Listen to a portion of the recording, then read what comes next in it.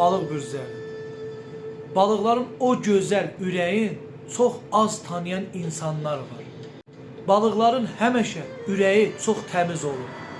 Kiminsə inciməyini, qırılmasını, pis olmağını heç vaxt balıqlar istəməyir. Güvəndiyi insanlara güvəndi, inandı və axırda balıq bürcləri güvəndiyi insanlardan çox vaxt pislik və nankorluq gördü.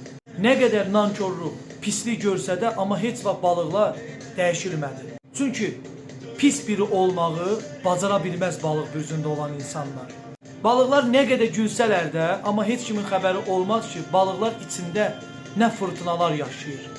Həmişə içlərində özləri ilə mübarizə aparır balıqlar.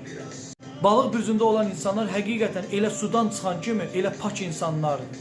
Balıqların nə başına bəlalar gəldisə, and olsun Allaha deyirəm, ürəyinin yumşallığından gəldi. Ürəklərinə söz keçirdə bilmədi balıqlar. Dəyişilə bilmirlər. Ona buna yazığı gələ-gələ, axırda tək qalan da, qırılan da, yaralananda balıqlar oldu. Elədiyiniz yaxşılıqlar balıqlar görünmür, vallah görünmür. O qədər əli açıq oldunuz. Sevdiyiniz insanlara əlinizdə, ovucunuzda nə varsa verdiniz. Bəzən vallah deyirəm, öz paltarınızı belə bəzi insanlara bölən insanlarsınız. Hanı balıqlar?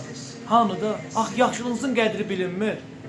Dəyər verib, dəyər görməyən insanlardansınız balıqlar.